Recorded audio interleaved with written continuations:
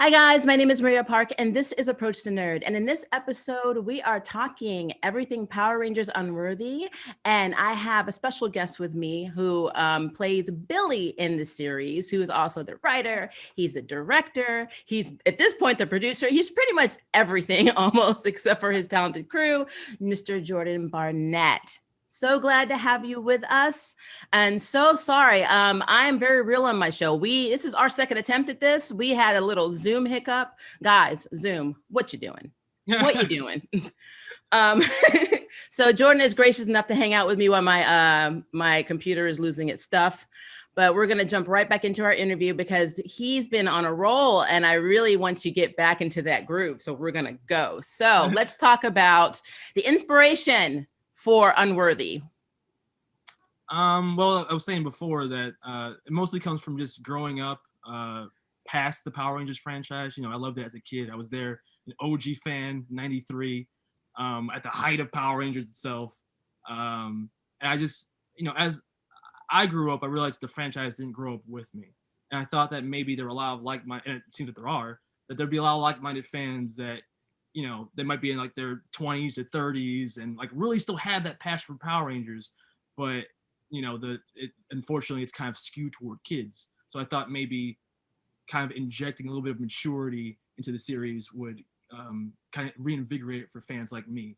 And a lot of what I love growing up as a kid, like Terminator, superhero stuff, all that's kind of peppered into the ingredients of Unworthy that kind of make it what it is. And if you're a fan with a keen eye, you can kind of spot a lot of like references or homages to other movies or franchises. Okay, and we discussed this earlier, but you have no background in film, so you basically were sink or swim on this. Yeah, like I was describing before, it's like being thrown to the deep end of the pool and you're trying to swim. It's like, yeah, the most I had was creative writing because I always wanted to be a writer growing up, but I found very early that I don't have the patience for long form writing, like novel writing. So just so happened I like lucked into it that I discovered that screenwriting, short form writing, I was more passionate about because what I really love doing is storytelling. But like I was saying before, I wouldn't be able, Unworthy wouldn't exist without the amazing team of people I have behind me that do have, thankfully, experience in all the things I don't have experience in, like cinematography, like VFX, like stunts, like all this stuff that if it wasn't for the amazing team of people behind me, like Unworthy would not be possible. So just shout out to them. That's awesome. And then the casting process. Yeah, we did a lot of just flying through people online, like through things like Backpage and stuff like that. That's how we found our Yellow Ranger, Christine Hillary Lee. But other than that, for the most part, it was just through word of mouth or people that knew people that we knew. So it was just like if you can kick high, then you're in. Like you could be a Power Ranger in episode 1. which I said before, that's pretty much how the original MMPR went. You can kick high, you got the job. We'll teach you acting later. That's pretty cool.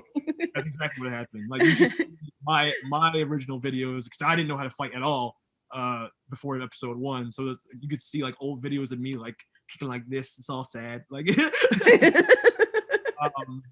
people like Eric Fuchs, a Red Ranger, he had zero experience in acting going to episode 1, and just his growth has been he's a great example of his growth over time in the series. Because in episode 3, people say Rocky's their favorite character, and I could totally see that just because he brings something so genuine and emotional to that role, and that's all just purely based on him learning throughout the process. So okay, and I know I've asked this again too, but since they haven't heard it yet, the question that I had was, I won't read it again verbatim, but I'll just say, I'm going to paraphrase it for time. Why were you not the Red Ranger? Why were you not Rocky? Why Billy? Yeah, I was saying before, I never really, like we all wanted to be like a Jason or a Tommy when we were younger. I was like, oh, and people, it's not the first time I've been asked, like, why aren't you the Red Ranger? You made it. I don't understand. And it's as simple as I just never really related to those characters. And I even feel like Billy as a character has a better arc from being like the geek that couldn't fight and felt like he didn't have a place in the team because of that, to becoming more confident in himself as the seasons went on, to take off his glasses, becoming kind of like the secondary mentor figure, the secondary Zordon. And David Yost has been so nice. He's been so supportive of our series. So it never even crossed my mind to be the red or green ranger in the series. I always felt like blue was kind of my thing, especially my personality type. I can't really play serious or cool like that. I have to be myself. So Billy's quirkiness is totally just 100% me. Yeah. And even if you didn't write it, he still has the best responses and lines in the entire web series. I'm just putting it out there. Not because blue's my favorite color or anything, but I'm just saying. I mean, clearly. All of my motif, everything on my channel is blue. If you look at my YouTube channel, I love blue. So yeah. Very cool. And then so we discussed union versus SAG. So I know that this is more of a non-union series, and I wanted to know how hard it was to try and reach out to Power Ranger actors and voice talent because of the SAG restrictions, especially if they're not somebody who willingly says they're Phi Corps, meaning they can do union jobs and non-union jobs. How does that affect that you are? Is it put you off approaching people to participate in the series or not from the actual official cast? No, it hasn't put me off. Like that specifically hasn't put me off reaching out to the actual Power Rangers actors. If anything, what puts me off reaching out to those people is just the fear of rejection. It's not, the SAG stuff, but I have attempted to reach out to some of because I'm just a huge fan of the franchise over the years. That people like David Fielding's Zordon. I wanted him to actually be the voice of Zordon in episode 3, but he couldn't do it because it wasn't union. But it is definitely something I really hope that we will do in the future.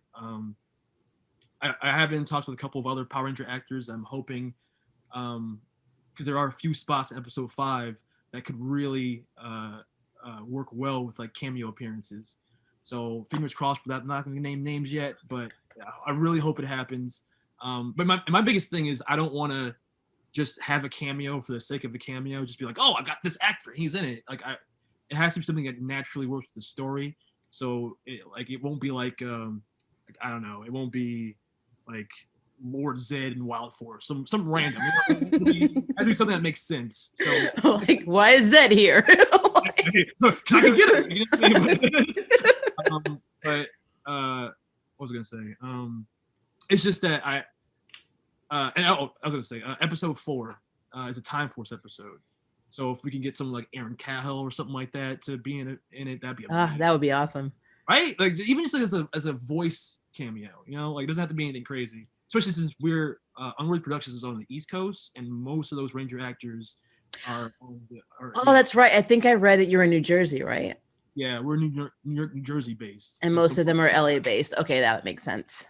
Exactly. Wow. Yeah, I can see. Well, I mean, with COVID now, I mean, maybe they could shoot video of themselves. You can edit it in, or, you know, depending on how good their cameras are. If it's something that you just need for, you know, just for that perspective shot, or maybe talking to somebody through like a communicator or something like that. Just look at me throwing ideas out. But yeah, I love the fact that you could probably get them as voiceover talent for the in-suit scenes. That would be really cool to have. The original Pink Ranger from Time Force would be very cool. My mouth to God's ears, I guess. I don't know. So yeah, you already answered the question, where do you film? So what are the production days like? Do you train? Like, do you have like choreography first? Like, how does that work when you're shooting? We do rehearsals and we do previs before we actually film. We've been filming episode 4 now since like November, and the problem is we don't film consistently. So we've filmed 5 days total for episode 4, and we're projected to finish in February. And we're filming 2 more days in February. So you gotta think like 7 days total over 4 months. So that's why things take so long. But yeah, we do rehearsal, we do previs, and then our shoot days typically last the entire day, from like 7 to like anywhere from 10 o'clock to 12 at night. So they're full days. And we're hoping that we can wrap things up in the beginning of February so we can get that trailer ready for you guys by the end of February. Oh, that's exciting. I am excited. I am excited for episode 4. I have shared this web series with all of my friends, former, like even my fellow YouTubers that are much larger than me right now, love this series. We're all Power Ranger and Sentai nerds, so we love the reimagining. We love the fact that the multiverse exists within this series. I mean, yes, we have Boom Comics and they're doing something similar, but I love this. I absolutely love this series. So I'm doting. That was a boom for Shattered Grid, and that really would set off even Unworthy, because just a little bit of quick insight into the character of the Arbiter. Like I came up with the character of the Ranger Terminator, the Arbiter, right before they announced Draken. So when Draken came out, I was like, oh man. So I had to find a way to integrate or make Shattered Grid the jumping off point for the Arbiter in our series. And the multiverse aspect that they introduced in Shattered Grid was a great way to kind of segue into our series. I thought that it was even a great way and I'm glad a lot of fans have taken the opportunity to kind of follow through with this. I thought it was a great way for just fans of the series to create their own Power Rangers universes, and it not being canon, but technically can be canon if there's a whole multiverse out there. You know what I'm saying? Yeah. I mean, there are multiple Earths. That's the whole purpose of having multiverse, just so the Flash theme. So I get why you like the CW. Are you more of an Arrowverse fan or a comics fan, or both? I mean, I would say a comic fan first and foremost, because the CW has failed me a lot. See, if you watch my reviews, you will see that we are on the same page there. Like, don't get me wrong, the CW stuff I love. Like, you have failed the city, CW. the CW I love, like Arrow seasons like 1 and 2, Flash seasons 1, 2, and 3. Those are like, I put those on like a pedestal. Like, those are like if those shows ended there, those would have been like top rated television in my book. The problem is they just keep going and going and going, and things like more convoluted. But I would say that I'm a comic fan first, and things that I really enjoyed were in the CW verse, like the Flash Savitar and stuff like. I thought those concepts were great. That's why I used a lot of them for the Arbiter. I could, like, 2 villains from the Flash are 100% inspiration for the Arbiter. Zoom from season 2. And the Arbiter and the Savitar. Yeah. So good in concept, not execution. But I get what you're saying, because we're on the same page there. And I love that you brought up Oliver Queen, because we always make fun of the speech. My name is Oliver Queen. But we always add, I was visiting an island for 5 years where I basically hopped off and on and had multiple visitors.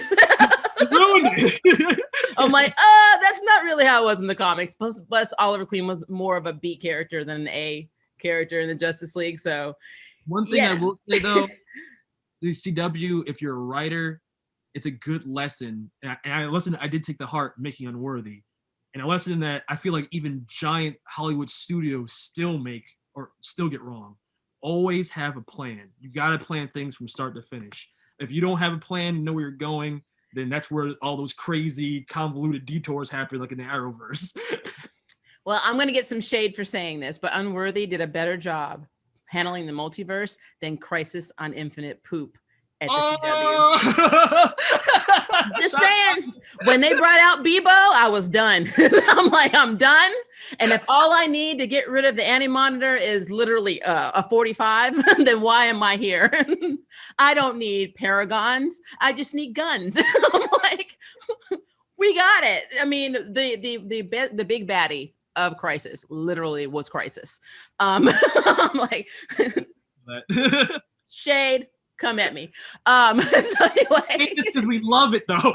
we do. And like, even now with Batwoman, I love Javicia Leslie. I actually checked out the premiere, the pilot episode for her new. I had to treat it as new in a way, even though it's a continuation since Ruby Rose left. Love it. I love her character.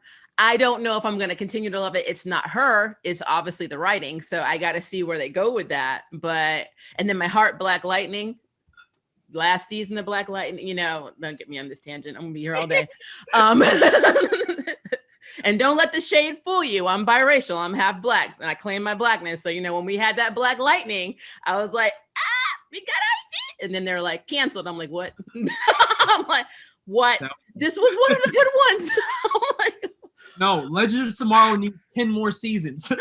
Legend of Tomorrow is not canon to the comics. I mean, yeah, some of the characters are, but Sarah was a creation. That there was no Sarah Lance. It was always Dinah Lance. So they made her. White Canary's real. Sarah Lance was never real. So I always take this as a parody of the comic books because they go through crazy adventures. I love them, and they have characters and villains together that would never be together in any other scope if it wasn't for Legend. So I do love that. I love the series for that. But they are their own. I don't even see them as being in the Arrowverse. It's like the Legend verse, and then there's the Arrowverse. Yeah. Yeah, completely different. But yeah, and I'm liking Stargirl. So yeah, we're gonna have to Instagram each other or whatever and talk about the Arrowverse. I got some stuff to say. So anyway. All right, so we answered where do you film and what the productions are like. Where do you get the props and costumes? I know you said that you were in the cosplay. Do you make them, or where do they come from? I make basically everything that's in Unworthy, from props to costumes. I guess for no other reason than I do have the experience in cosplay, so I just took it upon myself, and I have kind of an idea in my head how I want things to look. So I just used that experience making cosplays to kind of. I stopped making cosplays for myself, and I just started making cosplays for everyone else. You are a busy man. And they look very good. I love the weapons, especially. The weapons look very good. Mm-hmm. So here is another interesting question. I guess this kind of relates to me, but I didn't ask this.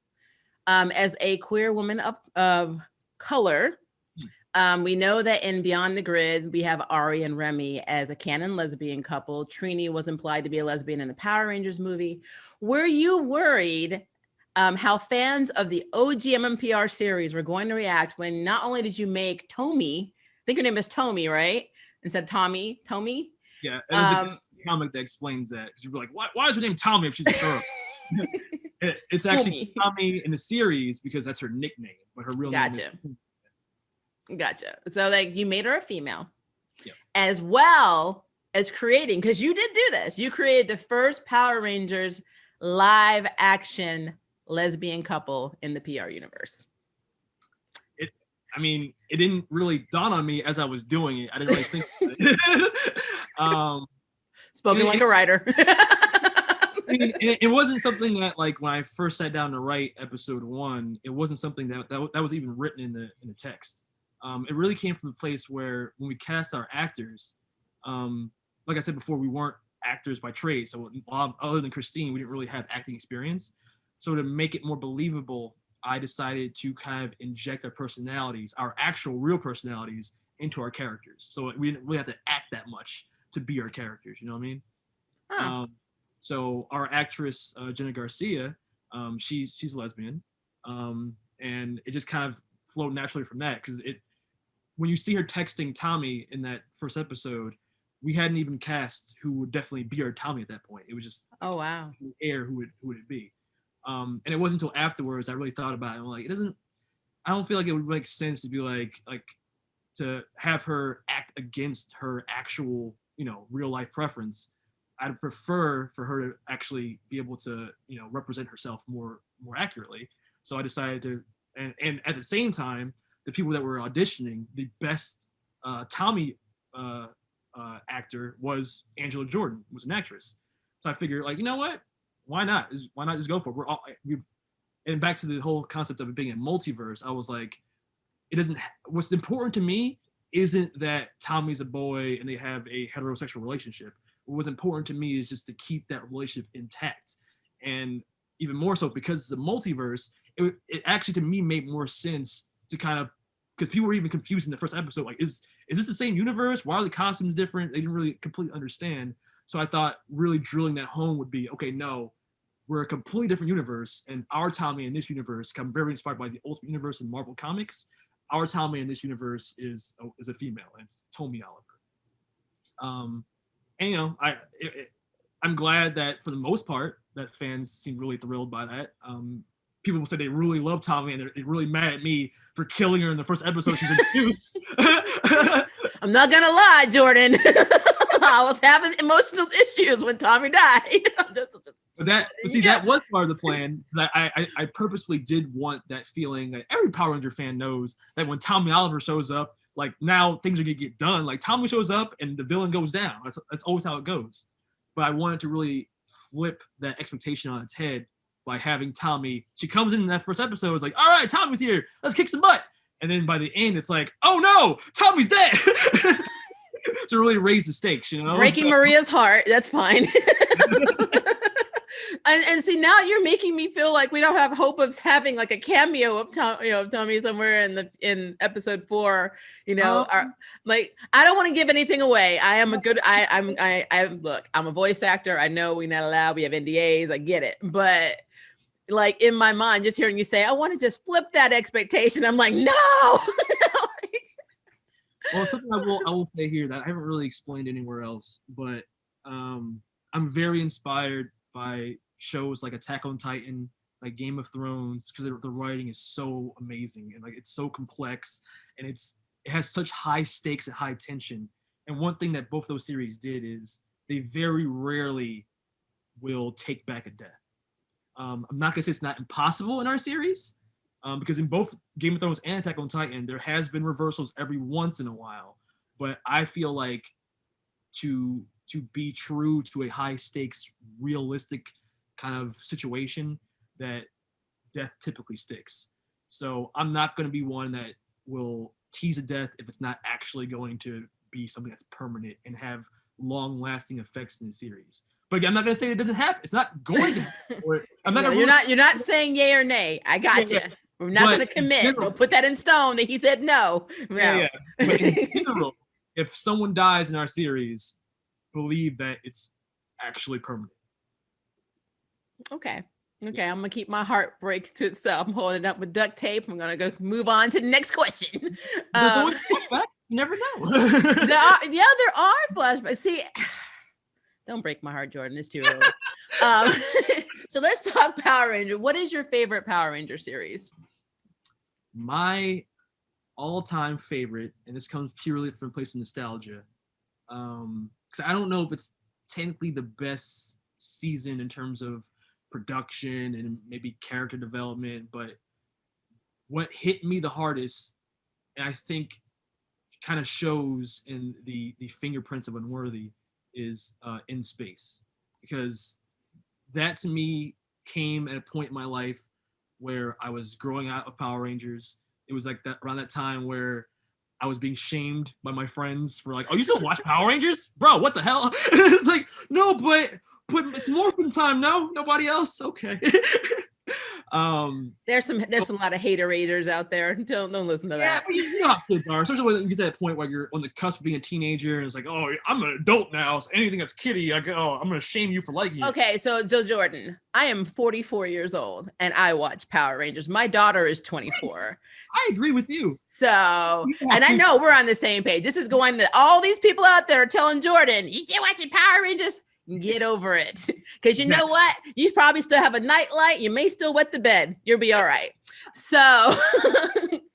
But so In Space came at a time where I felt like I was growing out of Power Rangers. It was kid stuff. I had to like become an adult or whatever, even though I was only 13 or whatever. So like, oh no. But Countdown to Destruction had stakes. Like the end of that series was big. It was apocalyptic. The Power Rangers revealed who they were. It was, and I didn't know at the time, but in hindsight, you know that In Space was meant to be the final season of Power Rangers at the time, and it feels that way. It feels like a climax that came full circle. The fact that Bulk, I'm geeking out now, but the fact that Bulk and Skull had a character arc that ended in Space. Oh yeah, that shows you that the series should have ended there. But what really resonated with me was like it, because that happened at that particular point in my life. It kind of solidified that no, Power Rangers isn't just for kids. Like this is something that when you think about it, like this is a show about kids that are given the power of gods, basically superhumans that are tasked with saving the world. Like. That's pretty dark if you really think about it, and it's pretty mature when you really think about it. It has so much room to play with drama and character development, and you've seen that in things that are well written, like the civilian scenes in the Power Rangers 2017 movie, or even some of the better seasons like RPM and stuff like that. So like there's definitely a lot of untapped potential in the Power Rangers franchise that I think that now hopefully Hasbro is finally seeing. That's why they're trying to reboot the entire franchise from the ground up, because there's no reason. I'm not the first one that said this ever, but there's no reason why Power Rangers can't be on the level of something like Avengers or superhero stuff in general, like Justice League, something that can be absolutely, but also for adults. Like you can have both.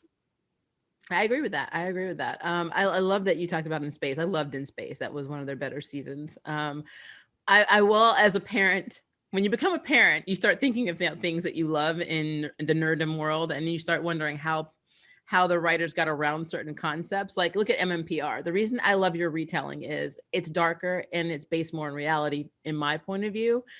And MMPR, and no hate to MMPR because they did start our Power Rangers franchise. It seemed like Rita Repulsa was very aware that school was important. So no one got attacked until after 3. Like, when they go home, when they walk home, we're gonna attack them today. And it's just like, what?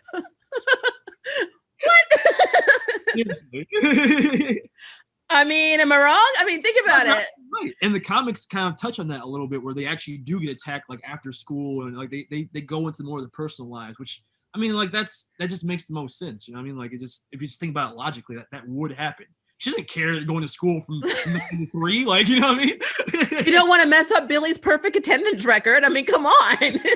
Gotta have a heart. But if you're a Sentai fan and then you look at Zyuranger, you realize that Rita Repulsa is actually literally, she worships Satan. I mean, that's what she does. So she's a Satan worshiper. So obviously, you know, if they were school age, she wouldn't care whether she was attacking them during school. But in MMPR, oh, you're going to school. You were going to study for that math test. So we will not attack you on Friday.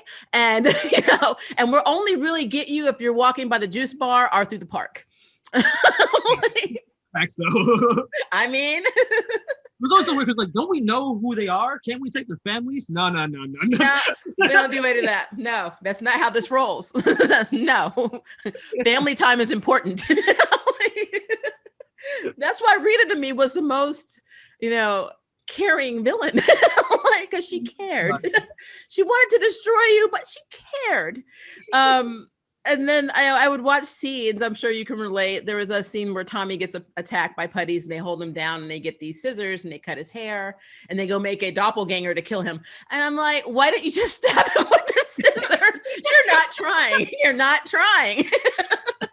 So when you introduce death with Tommy in this series, I was like, oh, okay, the stakes are actually high. This is real, you know, because they could have just held Tommy down, cut her hair, made a doppelganger to come try and beat her, you know, MMPR style. So, on that note, to a lesser extent, like it would kill me every time the Rangers lost to a monster and they would just run away and the monster would be like, all right, see you tomorrow.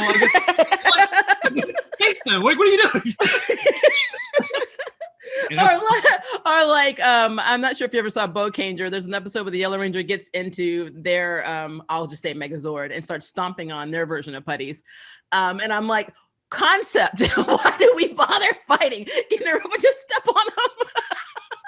Don't run away, just step on him. Rita's got to throw that staff to make him grow. It's got to get there first. We can stomp him out before it happens. I love that comment every time we get it for Unworthy. Where it's like, why don't they just jump in the Megazord and stomp on the Arbiter? Like in this. Like, I mean, hey, it works for Gundam. I'm just saying. All right. All right. So we got your favorite Power Ranger scene. What is the one that you least enjoyed and why? Ooh, want me to throw shots fired at a season? I mean, hey. I mean, it is what it is. Like, there's the personal answer, and then there's probably like the objective answer. Personally, let's do both. Start with personal. Okay, well, personally, what almost killed my love for Power Rangers, ironically, is the season right before In Space, which was Turbo. And you know, much love to TJ first as my role model, Black Nerd Comedy. First Black Red Ranger. First Black Ranger. Yes. Like I feel like I appreciate that more in hindsight than I did as a kid. Because as a kid, sadly to say, my first reaction was like, "Where's Tommy going? Tommy's leaving? What's happening?" Which makes sense. The politicalness of this did not hit you at that time. So I was like, "Tommy, no! He's coming back, right?" And then like the change the whole cast. And I understand like now with hindsight, being an adult, knowing behind the scenes reasons why they did that. But as a kid, I was just like, I don't understand like why everyone's leaving, and we have a new team now, and it doesn't feel the same. And like, so there's a long stretch in that. Justin, no offense to Justin as the actor, but as a kid, I was like, he's a Power Ranger. What? And he morphs to be tall? That's weird. Like, I didn't like that. Well, that is a Sentai trope, though, because we've had child actors in the Sentai counterparts. Yeah, as a kid, I didn't know that either. Like the White Ranger being a kid, but now it makes sense. All this jumping around he used to do, I never got that.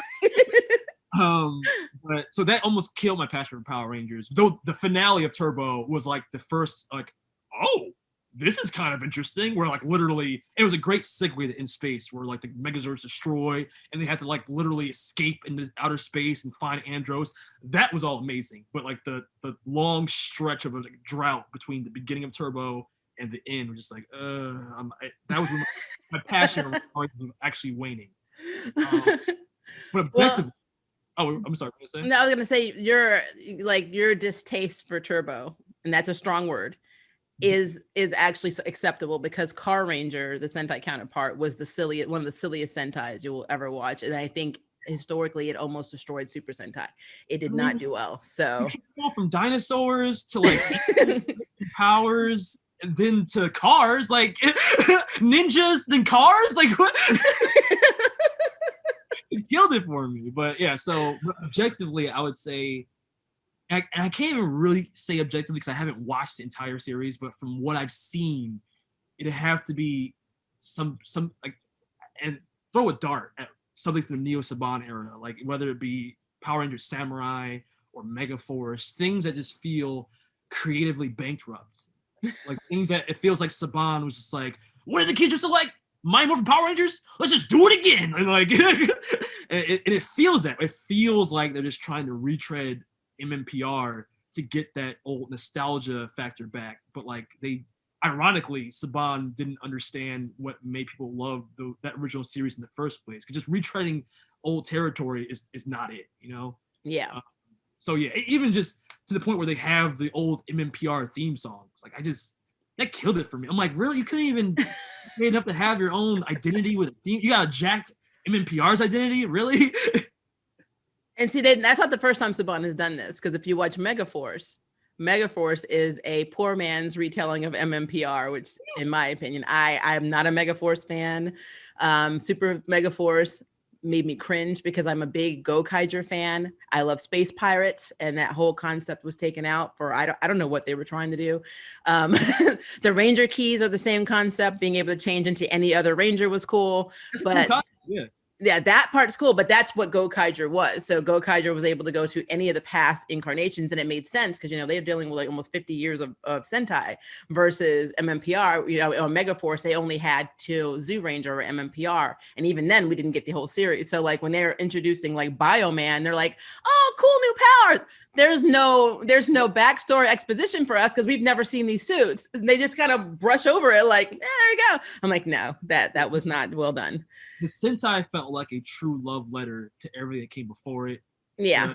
The Saban version felt like a cash grab.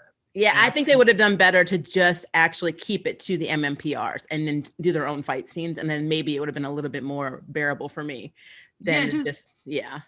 I'd rather, like, if you're going to do cameo, because, like, even the Power Ranger War, like, the cameos in that, like, great that you had a few of the cameos. You obviously didn't get everybody, and there was a big controversy when that happened.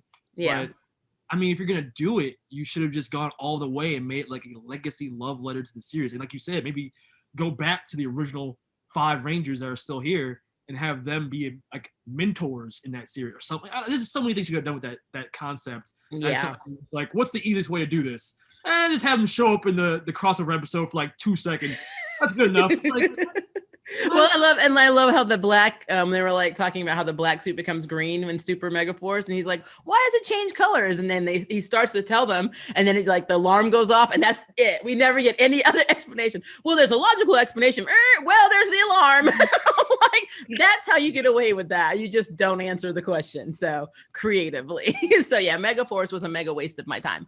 So that's my hate, but we were talking about yours. So I understand Turbo was lackluster, and I agree. I mean, it was kind of like, what do we do now with these characters? We created the Phantom Ranger. We're never going to reveal the Phantom Ranger. We're going to try to. That was one of the highlights of Turbo. The Phantom Ranger. Yeah. I loved it. They never revealed him though. They never said who he was. Like, people, oh, he's Trey. He's not Trey, because it turned out to be the Gold Ranger. So I'm like, I don't know what they were doing with that.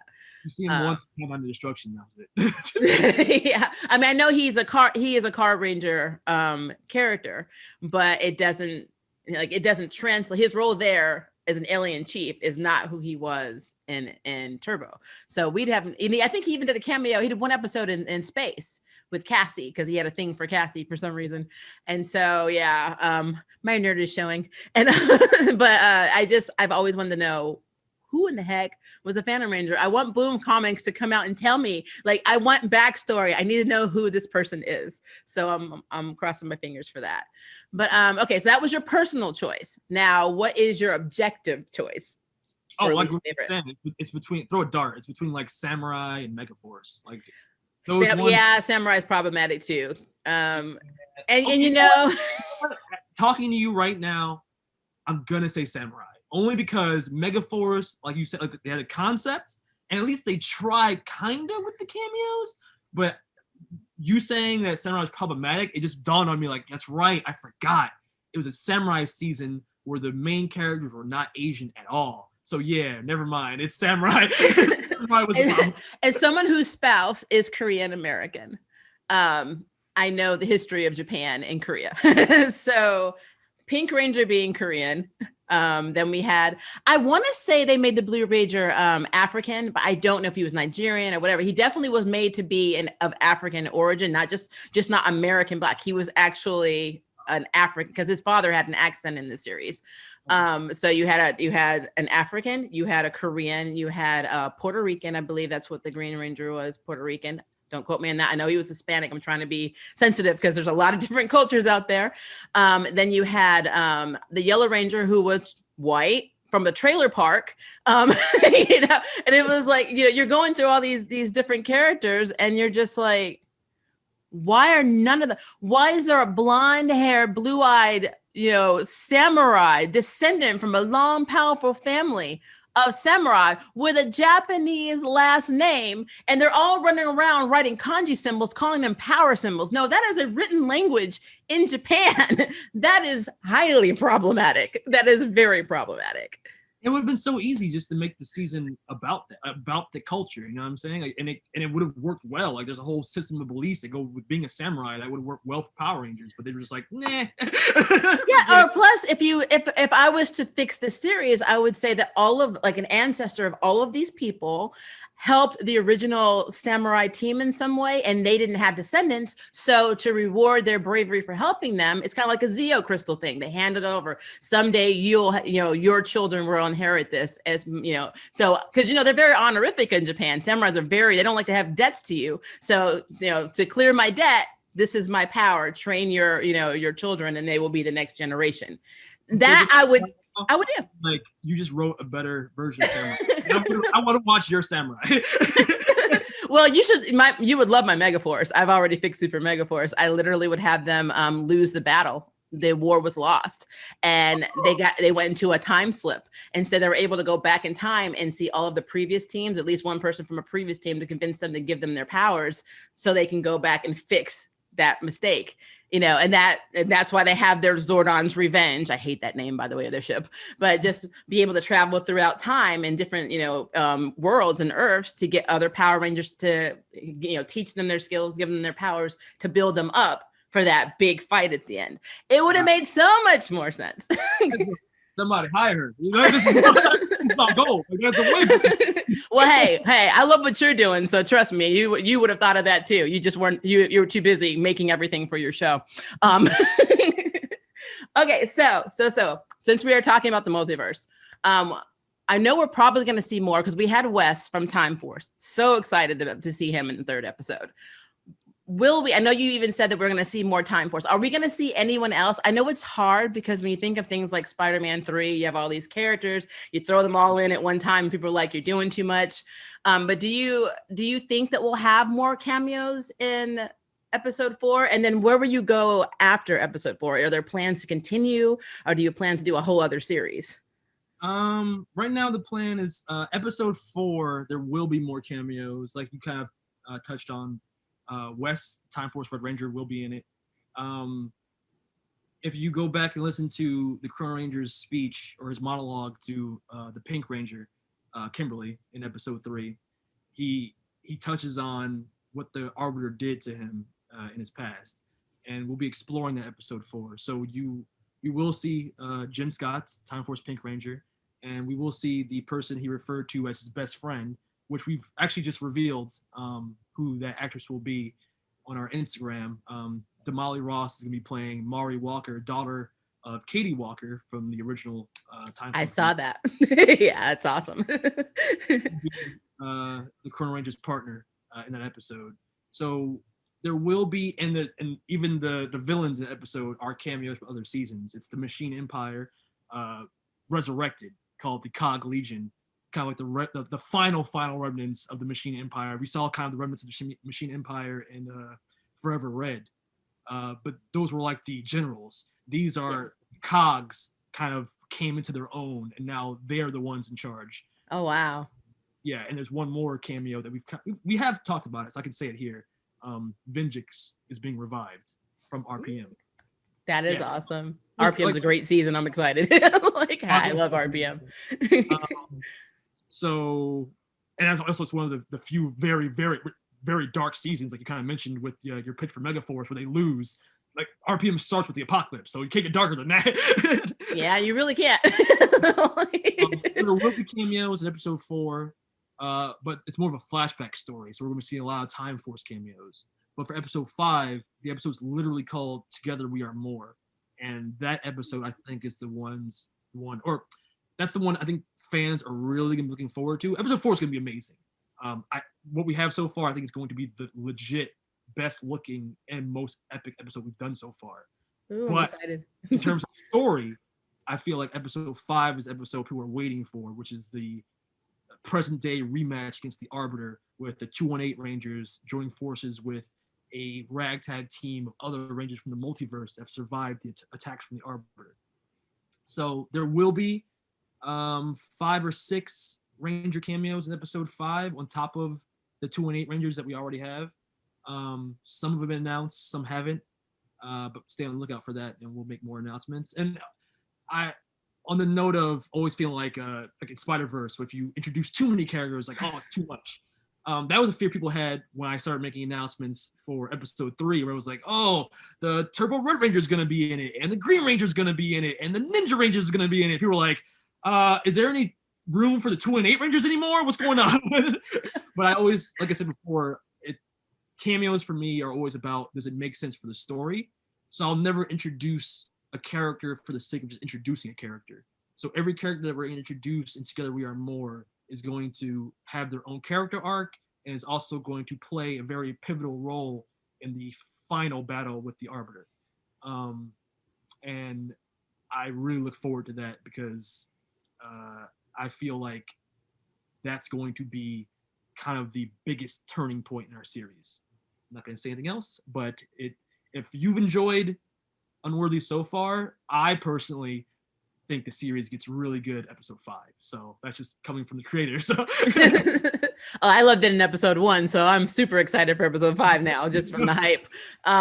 Because again, I love everything. It's so, like, the whole reimagining is so organic. It doesn't, like, every episode leads to that next cliffhanger that I love. The MCU does whenever they put out movies. It's like you can tell there's actually, it's going somewhere, it's linking somewhere.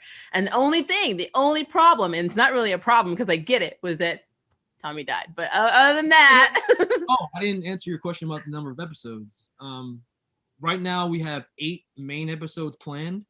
So episode 4 is coming. Episode 5 is Together We Are More, and there's 3 main episodes after that. But there will be kind of side episodes that inform the main story along the way.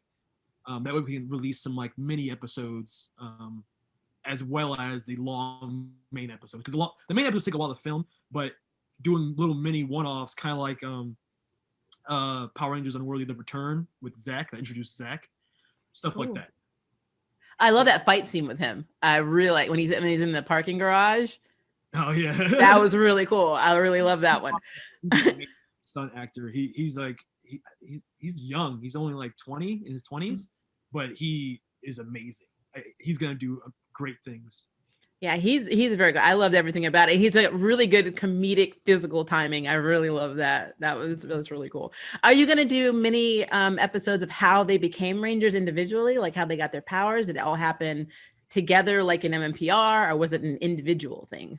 Funny, that was never part of the plan to do an origin episode, or origin side episode, just because in my mind, it's kind of the same. Like if you were to see the MMPR Day of the Dumpster, I didn't really imagine it much different than that. Okay. Though in terms of who the villains are in our series and who's still alive, and those pieces kind of move around in our continuity, and I will be going back and touching on the things that are different in our past continuity, but I've never actually thought to go back and do Day of the Dumpster, because I feel like, Origins, we've seen a million of those. I never was really interested in that, but I'll be doing the opposite. So our origin is kind of the biggest divergent point in our timeline versus the original MMPR timeline, which is before we do the final episode of Unworthy, we'll flash back to the event that Rocky talks about in episode 3 that killed Jason. And even, we haven't gotten there yet, but Zach left the team because of the same said event, and that was the fall of Zed. So in our timeline, we kind of talk about it like that, Rita's still around, but we defeated Zed. And it's like, how did that work? Like, what's the timeline there? Yeah. So multiverse. So we're going back to explain what happened to Lord Zed and why Rita is the only main villain in our continuity still around. Okay. So have you tried, like, this is a two-parter too. Have you tried approaching like Boom Studios and say, hey, make an Unworthy comic? We got the fandom, we're over 100K on our channel. People are watching it. We got the viewership. Why not put this and make it more canon? Another Earth. You ever try like reaching out, or is that fear of rejection like still like, no? Rejection is a big part of it. I mean, I've tried even just reaching out to them just to talk, just to be like, hey, notice me, senpai, or like not even just like to pitch them, like, hey, we're making a thing, you want to put our thing in your thing? Because I don't want to be that pushy about it or anything like that. But yeah, I've never even been able to contact them and on any level to be like, hey, this is our thing. If cons were still happening, I would love to go to a con and maybe find Kyle Higgins or somebody at Boom to be like, hey, we're doing the thing now. But I don't know. I would hope that they see what we're doing online. I mean, there have been things that happen in the comics that made me go like, are they watching our series? Not saying it. But I know, who knows? I would love if we could just have, like, as a fan, I don't need to be paid money. I don't need anything like that. As a fan, I would just die a happy man if in some big splash page, like some great Power Ranger war in Boom Comics, if in way in the back you saw the 2 and 8 Rangers fighting, I'd be like, oh, my life is made. That'd be great. That would be awesome.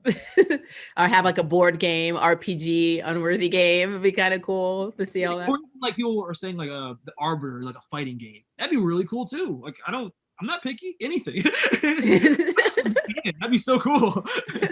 Well, here comes the dark side of this question, because as a content creator, I face this a lot. And Toei and Hasbro are notorious for dropping copyright claims. Have they reached out to you at any point and said, hey, you're using intellectual property, even though it's a fandom and, technically fair use? Have you gotten anything like that before? Thankfully, no. Okay. If they didn't like acknowledge our existence, but then on the flip side, I was like, actually stop doing what you're doing. Wait, what? I've never other than the Power / Rangers bootleg universe film that was like super dark, that had like Zach doing cocaine and having sex with strippers, like I haven't seen them come down on any other Power Ranger fan films before, so I don't know if that's something that they'll do unless there's something extreme that goes against their brand. I purposely try and keep Unworthy PG-13, not even for that reason to be like, oh, I hope they don't take it down if it's too dark, but because like me as a fan, I'm not looking for an R-rated Power Rangers. I'm just looking for a more mature Power Ranger. And yeah, I mean, I just don't. Hopefully that never happens, and they're like, oh, take it all down. But we did premiere our episode 1 with their blessing at PowerMorphicon 2018 when we won the fan film competition. So I would hope at the very least. Like, I mean, they said you could do it, so that's a good sign. For you guys, they're like, nah, you're done with that now. Well, that's awesome because I know, and I don't know if they're bots or whatever, but you know how we have a lot of unboxing things. Like I happen to have a Tokanger Morpher, you know, and I have the little trains. I told you I'm a nerd. And so I haven't unboxed this. I haven't unwrapped it. I'm going to do a video, but I know as a content creator, if I were to take the morphing sequence, not even the audio, if I were just to take, like, say I was doing the Green Ranger and I just took the little green train morphins and then you just see the helmet and the, you know, outline of the uniform and put it in my video, not even 5 seconds after that thing posted, I got a copyright claim from Toei and Hasbro. So I had to be very creative on how I do it. So I just have my spouse draw it for me and I just edit it that way. But so, maybe that sounds like maybe like a bot thing where they're scanning for any used footage on YouTube.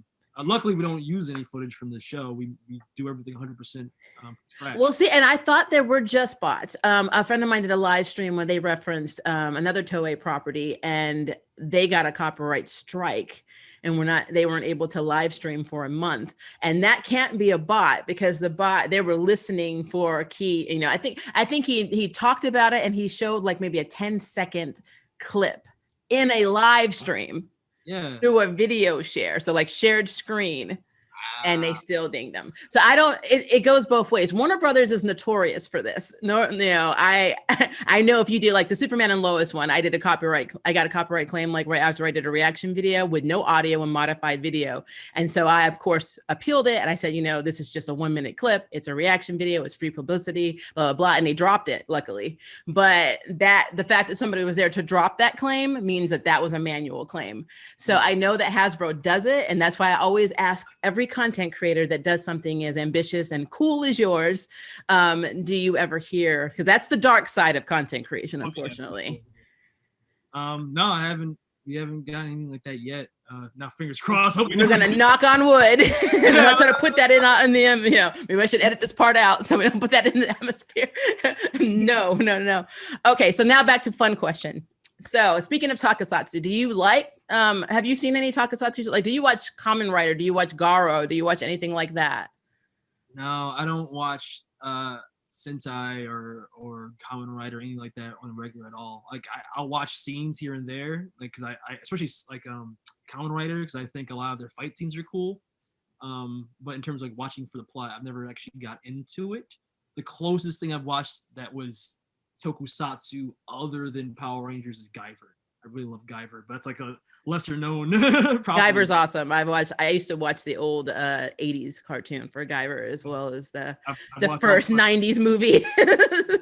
Oh, the first 90s movie was crazy. It was absolute crap, but I love it because it was a Guyver movie. I have a soft spot in my heart for the second Guyver movie, Dark Hero. A lot of Unworthy draws even from that, especially episode 4. So watch out. Okay, so the reason, and with Garo, I think you would really like Garo. They're Makai Knights who fight demons and they have armor, but the fight scenes are amazing. And everyone that's cast actually has fighting ability. So like in Super Sentai, you may just have like an idol that's just learning to fight. These people are actual fighters as well as actors, and so they're able to just go beyond their fight scenes, and they have more out of suit fights than they do in suits. I think you would really like that series. I'm mentioning that because you have a very unique and very broad storytelling ability in my mind to bring reimagined dark content to life.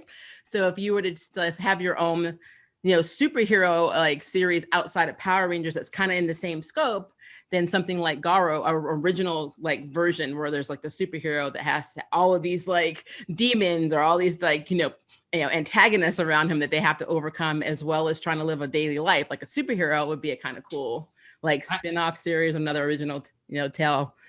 Yeah, I actually right now Unworthy's the focus, and I'm putting all my energy into that, especially to try and finish it. I'm like 40 or something. When you're 50. The rate we're going, when I'm 51. One episode a year, like the rate we've been doing so far. 8 years now from time. Well, COVID did not make it easy on you, I know. So for sure. That put a lot of delays in our filming. But that actually is something I'm thinking about doing. It's on the table. The project I want to do after Unworthy is an original tokusatsu concept, kind of Guyver inspired.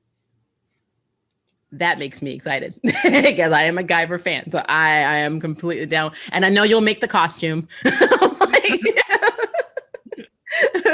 Okay, I had one more question because I can't ask the Tommy one because we pretty much have brushed over that because somebody else says, "Is Tommy really dead?" And I'm like, I don't want to go into my feelings again like that. So the Arbiter, are we going to get more backstory on the Arbiter, on the Terminator of the Power Rangers? Are we gonna we know he's the first Ranger, we know he's pretty much disenchanted, disheartened, and at this point crazy, but are we going to see a side of him that we have not seen in the series? Yes. I love that answer. I love that answer.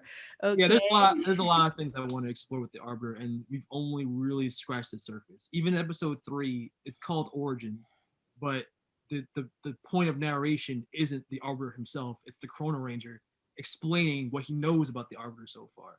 So we haven't actually seen the Arbiter through his own eyes, through his own perspective. And as the series goes on, we will learn more about why we already have a kind of an idea why he's doing what he's doing, but we'll learn as it goes on more about who he is and why he's doing what he's doing and how that's been affecting the other Rangers in the multiverse. Okay. This question is, I love your series, man. Great job. Will we ever get a Megazord?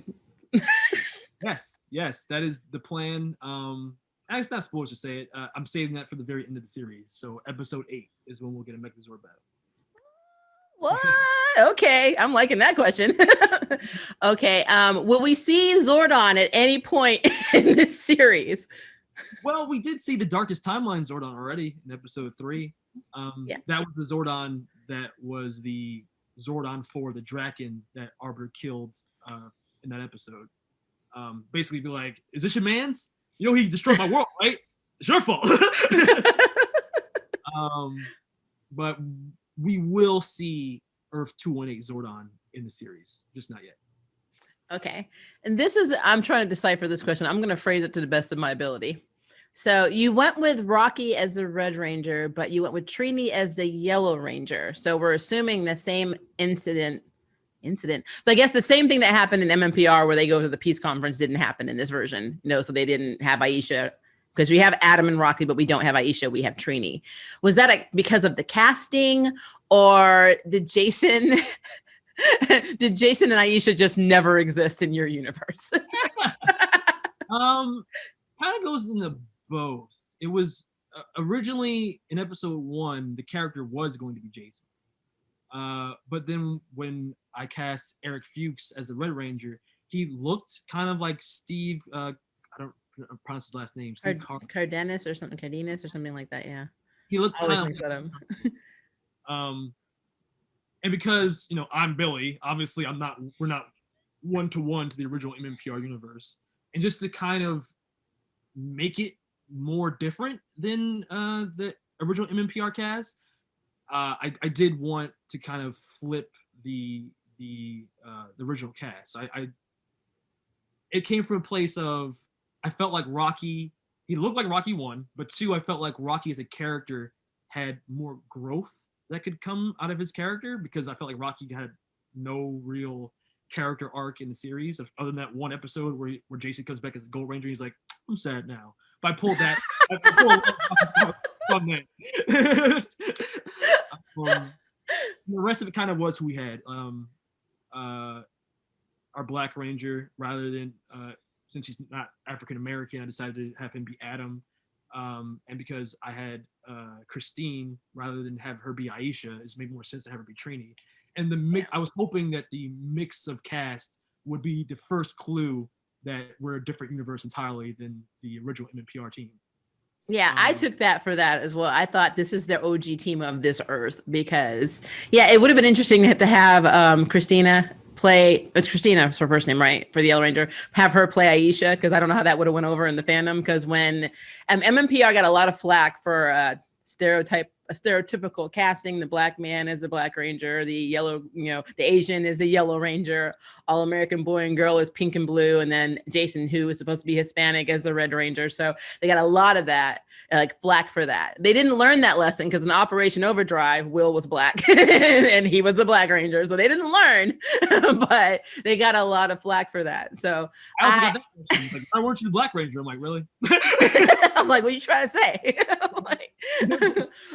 But like, I do like the fact that because this is another Earth, you do have the flexibility of having your OG team be whoever. I mean, I would not have been shocked, honestly, if Andros had popped in as one of the, like the Blue Ranger or the Red Ranger or whatever. You could have done that because it's a different Earth. So I do like that. And I'm just throwing ideas out there. Now that was a really cool idea. I get canon and we'll explore it later, like I said, in Fall of Zed and stuff like that. But what changed our team wasn't the peace conference. It was the death of Lord Zed and the death of Jason, and that kind of switched up the group. So just to throw it out there now, that's why Zach left, and that's why Rocky became the Red Ranger when we start the series. And that probably happened like a year prior to the first episode that we jump in on. That's pretty cool. I like that. I mean, Karen now, she's probably like, but I could have been a contender. Like Aisha. Well, actually, my girlfriend will be playing Aisha in a future side episode. Yeah. So, so we will have an Aisha. Okay. We're gonna try and cover all of the MMPR cast. So it's just different how things play out. I'm a big fan of Ultimate Marvel and the Ultimate Universe in comics, so that's why. No. So am I. So I got you. We are on the same page. That's very cool. I love that. I'm getting really excited for the side episodes. I'm not sure when you're going to have time to film them because, the episodes are so involved, but I am willing to wait. So I'm very excited about that. Trying to see what this person is saying. Oh, will you ever in the future, if time allows and money is right, do an Unworthy movie project for YouTube? Ooh. So, they feel like movies though now, right? I was like, oh man, are you not entertained? Well, that. Look, they have a lot of ambition for you. I would love to do it. We're going to be launching a Patreon with episode 4 to hopefully get our budget up there so we can film more often. That's like a big obstacle for us. Like I was saying earlier, we've been filming episode 4 for 5 days now over about 3 months, and when it's done, 7 days over 4 months, and that's only going to be about 15 to 20 minutes of an episode. Now imagine that if it has to be an hour-and-a-half movie, like we have to be filming consistently, and that would require more money that we just don't have because I'm the producer, so I pay for everything out of pocket, including location, costumes, everything. So I would love to do that with the support of fans, and hopefully we got our merch store up and our Patreon up. That would be a possibility. I'm not gonna rule anything out because I would love to do it, but it just depends on what level of support we can get, and that'll affect the level of commitment we can put into it. Because I wouldn't want to do it half-assed. Like I would want to. Yeah. If I'm gonna make a movie, it's gotta be better than everything we've done so far. So. And we have to get through episode 8 and the side stories. Yeah, we gotta finish first. Then we can think about the movie. Okay, so Jourdan will be 50 when the series ends. So maybe in his 60s, we're going to get that movie. And he's still going to look the exact same. So Billy's not going to age. Throwing it out there. Okay. What do you think? Okay, this isn't. This actually is not an unworthy question. This is a general question. What do you think about Hasbro literally revamping the Power Ranger series and cutting their deal with Toei? Wow. That's deep. I mean, I honestly think, like I mentioned before, I feel like it's a good move to kind of reinvigorate the franchise. I don't think they had to distance themselves like the way they're doing now from all the legacy seasons. That's never turned out well for any franchise, I don't think. Like, look at Star Wars now. They're in the mess they're in two things. And it's everything we talked about. They didn't have a plan, number one, for the new trilogy, and they threw out all the things that were their source material before they went into it with the legend stuff. And now, what's the most loved thing coming out of Star Wars now? The Mandalorian. What is the Mandalorian pull from? The legend canon. Like, so, like, it doesn't. And really, it's Baby Yoda. So let's be real. A little bit of nostalgia, a lot of legend canon, and there you go, and a plan, and that's why Mandalorian I think is successful. So I'm hoping that they have a plan now. That's why I forgot the writer they hired to kind of be their Kevin. Yeah, there was a director and a writer too that they actually they have I think it's a multi-picture deal for Power Ranger movies going forward. And it's still unsure if it's gonna be a shared continuity between the movies and where the new TV show is gonna be. Yeah. I mean, and they also said it's gonna be more adult oriented, more non-kid friendly stuff in it. So I can only hope that they've looked at, the Avengers, they've looked at Justice League, they've looked at all these other things that are in Star Wars, the things that are successful, that do placate both sides of the audience, adults and children, and they're trying to take a page out of that book. So I hope that they've got their plan together now. My only concern, though, like I said, is the fact that they seem to be pushing away, like almost shunning the continuity and the legacy characters that have gotten them to this point, when I don't think it's necessary. But we won't know how it turns out until we see it. But I'm hoping, fingers crossed. Yeah, I'm hoping too. I just my dream was they were going to adapt Boom Comics, because I love their Time Ranger run. Like, everything they are killing. Boom Comics is killing it in Power Rangers.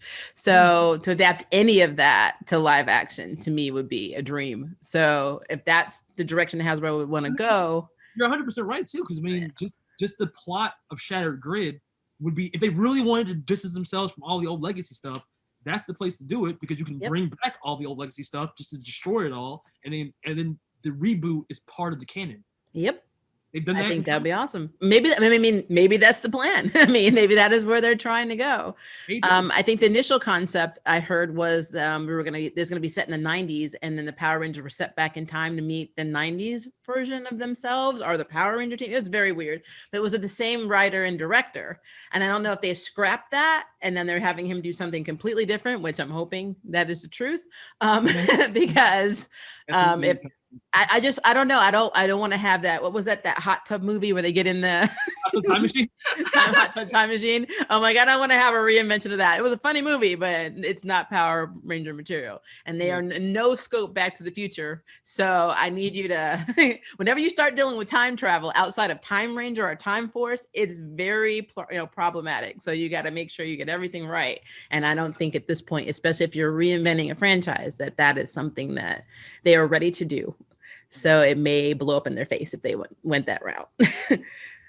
I couldn't imagine what would happen, just because, like, if you throw out all of the old stuff and then the new stuff doesn't work, what do? Double back and go, actually, never mind. All the old stuff comes back. Like, we've all tried it once with the movie, rebooting the MMPR. So I'm just curious to see how they're going to try it again. Yeah, I am too. All right. This person said, are you going to eventually release all of Unworthy on Blu-ray? Wow. For our prior Kickstarter rewards, that was a reward where we released, I think, the first 3 episodes on Blu-ray. Okay. But yeah, I would love to, when the whole series is done, put on like a whole box set, season 1 of Unworthy. That'd be so cool. Yeah, I love that. Yeah, I think that would be really cool. This is another merchandising question. When will we get our team action figures? Wow. We actually have been in talks with a couple of different creators online that do create 3D printed action figures. Some people on our team got action figures of themselves, and the audience has really gone crazy about it. So it is something we're looking into. So hopefully this year, we'll see. Okay. Okay, so dude, you killed Tommy and you killed Adam. What is wrong with you? Oh, you know what? I just realized I think more people actually were more upset when Tommy died than when poor Adam died. I don't even think I mentioned it. his death was kind of secondary to like, oh my God, the Green Ranger. Oh yeah. Yeah, we're sorry. He's not sorry, but he's gonna be sympathetic to your plight right now. Like he is to my torn heart held together by duct tape. The death was not in vain. It laid the groundwork in our series to feel like no one's safe. And that's how I want the audience to feel, because no one is safe. Like I said, I'm very inspired by Game of Thrones and Attack on Titan. So if you watch those shows that the death count is very long, and it could happen like that. So that's definitely how I want the audience. Every time the Arbiter is on screen, I don't want there to be a feeling of like, oh, well, I'm sure things are going to be fine. No, I want every time the Arbiter is like, oh God, who's going to die this time? Yeah. So instead of Power Rangers Unworthy, we have Power Rangers Unalive. That's funny. Is there a point where Billy becomes team leader? Well, if Rocky dies. Yeah, if that would have happened, maybe. Yeah, right. Billy's role is more being the person that is the planner, the strategist, the person who, and it's the same as in the original series for MMPR. When you really think about it, Billy was the MVP of that team. Like, if it wasn't for Billy, he was inventing things that were just like, how did you're in high school and you made a flying car? What? So with what money? Exactly. Like with a microwave? Like, I don't understand. So our Billy kind of fills the same role. It's really, he's like the plot device that gets us from point A to point B. That is very true. Not too clear, but definitely important to the team.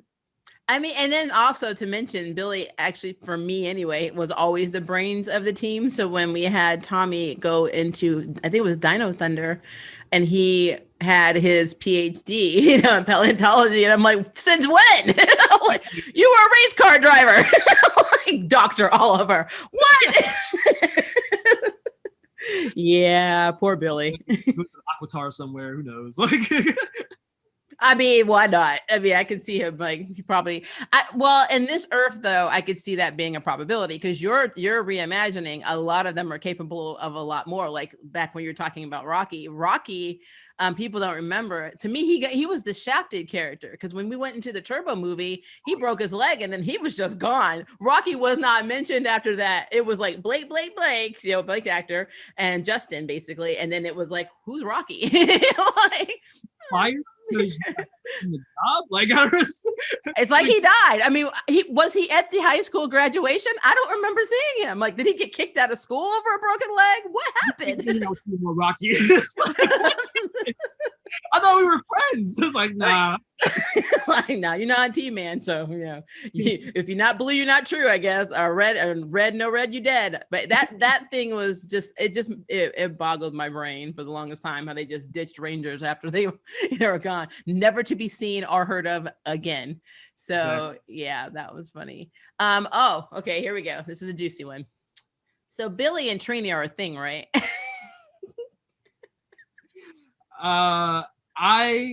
I love in stories the will they won't they couple. So that's what Trini and Billy are. And like you were mentioning before, the relationship between Billy and Trini, I really enjoyed as a kid. I hated in Boom Comics where Trini and Jason got together. I was like, what? No! Billy and Trini! Because Trini was always the person that could translate Billy speak. And I felt like that was a relationship that I wanted to carry through to Unworthy. Yeah. Even in episode 3, their conversation harkens back to that moment in the original series where Billy helps Trini get over her fear of heights. Billy, you're too high! That whole thing. So, I mean, will it happen? Maybe. I mean, there are 8 episodes, right? Inside story. And there's definitely chemistry there that will be explored more as the series goes on. So yeah, you two do have very good chemistry on film. So I give that. Of all the couples, even though I love my Kimberly and my Tommy, I had to erase that because they're, can't have a couple when Tommy's dead. But just even as BFFs, like the banter between Trini and Billy, to me is so like organic and real. It actually looks like your friends that could actually make out at like any minute. So I'll let Christine know. Don't tell your girlfriend I said that though. around right now. Just don't give her the link to this video. Okay. So I got a couple more. All right. Well, I'm not gonna. Well, this person wants to know, is your Earth Zordon dead? And if so, please tell me we're not gonna get the woman. Oh, Demetria or Demetrius, her name was. It's from Turbo. Yeah. I wasn't a fan of her either from Turbo. I don't think anybody was. He's not dead. That's a good question though. But no, he's not dead. I just like the horror movie trope of the phones are all dead and there's no help coming. So that's why Arbor immediately took out our communicators, and a lot of the series is us just trying to find a way to get back to Zordon. I feel like having the mentor figure there, the one, especially the Zordon mentor figure that usually has all the answers, having him there kind of diminishes the fear that the Arbor's presence kind of like creates. That's why in our series, kind of our de facto stand-in Zordon is the Chrono Ranger, another ranger like us that, you know, he's more experienced than us, but he also doesn't have all the answers. So it's a thing where we're all in this together, that kind of thing. Power Ranger musical, I got you. Okay, and then these are the last three. So this one says that since we have Wes from Time Force, will they be able to go back and undo all of the damage done by our favorite villain? It says favorite villain. And if not, what are the plans to help keep the team we currently have together?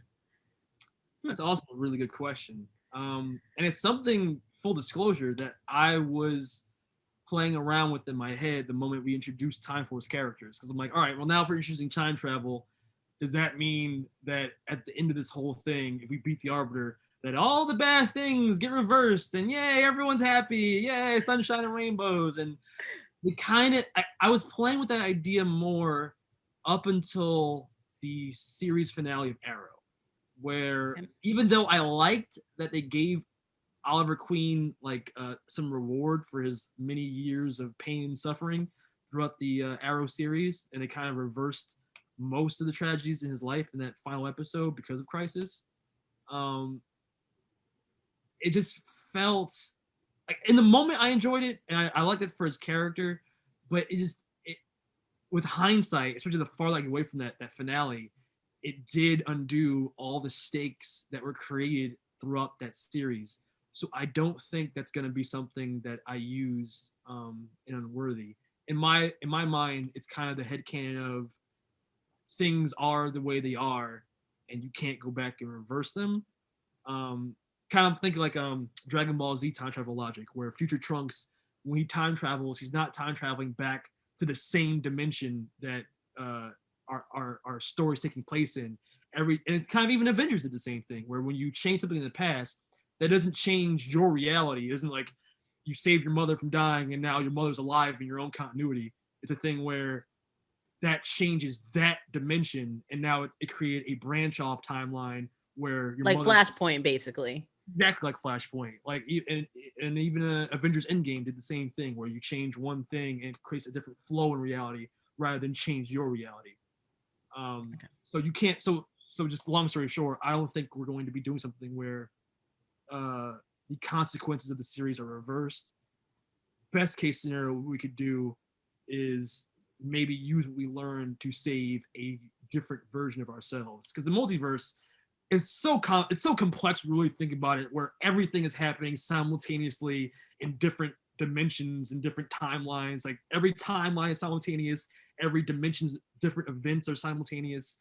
So time travel and dimensional travel are almost the same thing. So it gets really confusing when you think about it too much.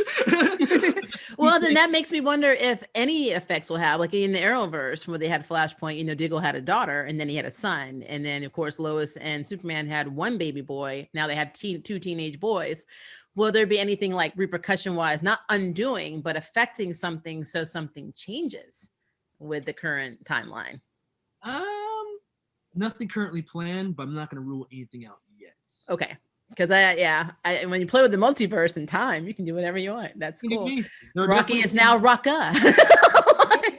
There are definitely some heartbreaking uses for time travel that will be used later in the series, but I'm not going to elaborate more on that yet. Okay. I see what you did there, sir. This is the next question. Is there an Alpha 5 and will we see them in the series? There is an Alpha 5. One of my favorite things for episode 3, I keep meaning to do it. Maybe I'll do it now that I'm talking to you about it. But I love watching reaction videos from the fans that watch our series. And one common reaction that almost everybody had was in that one scene. It's really quick when Alpha dies in the in episode 3's like montage of the Arbor going on the multiverse and killing Rangers. It's just one scene where Alpha falls in the frame and then Arbor turns to face Zordon. Almost everyone, when they see Alpha fall in that scene, they go, "He killed Alpha!" Yeah. like they're all really upset Alpha died more than anybody. Because we don't care about Zordon. We only care about Alpha. It's Zordon. It's Alpha. What did Alpha Zordon had a good run. You're fine. I'm like, Alpha! You cry over the underdog. But that was the Alpha of that universe. We haven't seen 218 Alpha yet. And I actually haven't even decided if our Alpha will look like the MMPR Alpha or will have a different look. I haven't gotten to that point yet. That's pretty cool, though. It's a good thing to think about. The same way that we will see 218 Zordon, we will see 218 Alpha before the series is over. Okay. All right, we got 2 more questions. This is another, ironically, a time question. Will the current Rangers of Earth 218 ever see their exact, I don't think they mean that, so I'm going to paraphrase this. Will they see versions of themselves that look exactly like them in another universe?